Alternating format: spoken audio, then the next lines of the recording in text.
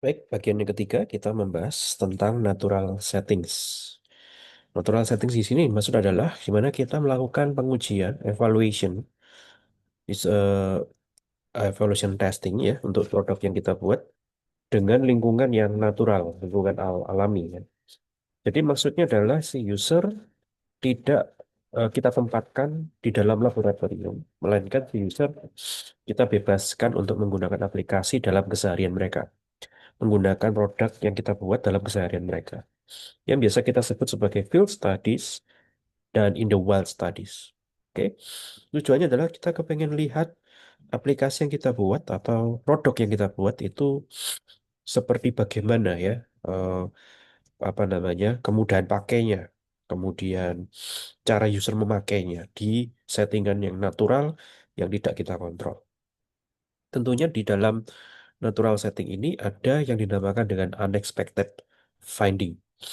Kenapa demikian? Karena sifatnya natural settings adalah satu, konteksnya alami ya, artinya tidak kita setting.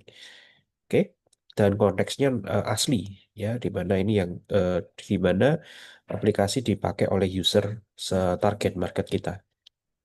Dan kita sebagai tester, sebagai tim desain tidak bisa melakukan direct direct control ya, karena tidak dilakukan di lingkungan lab.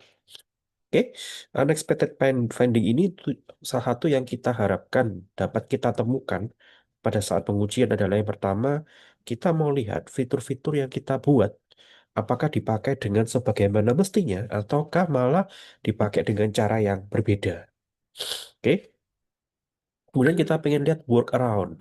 Misalkan si user mengalami permasalahan dan aplikasi kita tidak bisa membantu dengan baik, maka si user melakukan workaround. Ya, jadi eh, apa namanya, memakai fitur-fitur yang tidak sebagaimana mestinya. Ya, sebagai contoh saya pernah diskusi ini sebelumnya, si pengguna e-commerce memiliki memiliki kecenderungan memasukkan barang-barang yang ingin mereka beli ke dalam shopping cart dan menimbun itu sampai ada promosi yang menarik ya atau sale yang menarik baru mereka melakukan check out. Ya, itu semacam workaround juga ya.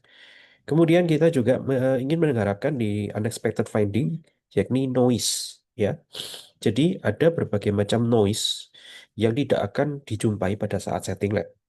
Sebagai contoh, aplikasi kita terpengaruh oleh koneksi internet. Ya, bagaimana jika kondisi internet user bermasalah? Bagaimana aplikasi kita menangani masalah tersebut? Ya, jadi ada banyak-banyak noise yang di luar apa kemampuan kita atau di luar eh, kontrol kita yang bisa dialami oleh si pengguna. Oke. Nah, oleh karena itu, karena sifatnya yang uncontrollable dan sifatnya yang natural, maka untuk mendapatkan atau mengkolek data testing ini, maka butuh beberapa teknik yang cocok ya. Misalkan remote testing. Oke, remote testing adalah kita eh, bisa me- mengakses interaksi pengguna ya dengan produk kita secara tidak terpaut dari jarak ya dan waktu. Di mana di sini kita bisa mengobservasi, mentesting proses yang dijalankan pengguna atau partisipan secara remote ya dengan mencatat interaction lognya, mencatat sesi lamanya sesi pengguna dengan aplikasi yang kita kembangkan dan seterusnya. Oke, remote testing bisa dibagi dua menjadi, sorry, maksud saya dibagi menjadi dua, yakni sinkronus dan asinkronus. Contoh software sinkronus adalah Zoom, di mana kita bisa face to face real time di waktu yang bersamaan dengan pengguna, dan si pengguna diminta untuk menceritakan ya eh, insight dia, pendapat dia, dan bagaimana dia menggunakan produk kita.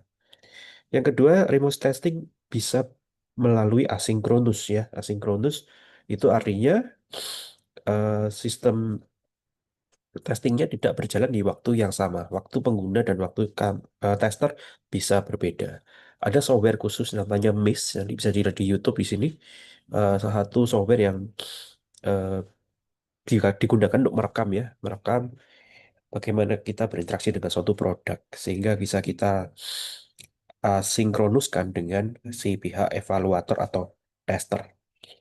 Selain remote testing, ya, maaf, maksud saya remote testing ini tentu saja membutuhkan si tester ya, ya, yang akan kita tes. Nah, di sini kita bisa mencari sendiri representatif testernya atau menggunakan layanan-layanan yang ada banyak di luar sana ya. Ini hanya sebagian kecil saja layanan untuk mencari tester pengguna. Ya, usertesting.com, userzoom.com. Ada juga yang versi di Indonesia Anda bisa cari di Google jika membutuhkan bantuan tester. Oke. Alternatively, kita juga bisa announce di Instagram, di TikTok, di website kita, di Facebook, bahwa kita open for tester untuk aplikasi yang sedang kita buat. Ya, atau jika kita bisa menggunakan Facebook Group, sosmed, dan seterusnya. Oke. Em, untuk untuk mendapatkan data dari pengguna yang sifatnya natural, selain menggunakan remote testing, kita bisa menggunakan tools analytic. Ya, ada banyak tools analytic. Salah satunya yang bisa dipakai Bapak Ibu adalah Google Analytics. Terutama ini cocok untuk apabila aplikasi kita berbasis web. Ya, dengan Google Analytics ini kita bisa mendapatkan insight pengguna, engagement pengguna. Ya, kita bisa mengetahui bounce rate pengguna. Bounce rate yang tinggi itu artinya pengguna mengalami permasalahan di suatu halaman. Ya, sehingga menyebabkan dia tidak bisa atau tidak enggan mengakses halaman tersebut. Ya, durasi session yang rendah menunjukkan bahwa engagement terhadap aplikasi kita juga rendah. Artinya penggunaan aplikasi hanya sedikit. Kemudian returning user ya, returning user salah satu um, insight atau metrik yang dihasilkan oleh Google Analytics mengindikasikan bahwa kalau returning usernya rendah, artinya user hanya nyoba satu kali, dua kali, dan that's it. Dia tidak akan pernah lagi membuka aplikasi itu dalam jangka waktu yang lama. Nah, itu ya. Jadi dengan menggunakan Google Analytics secara natural, kita bisa melihat kondisi real aplikasi yang dipakai, aplikasi kita dipakai pada keseharian si pengguna.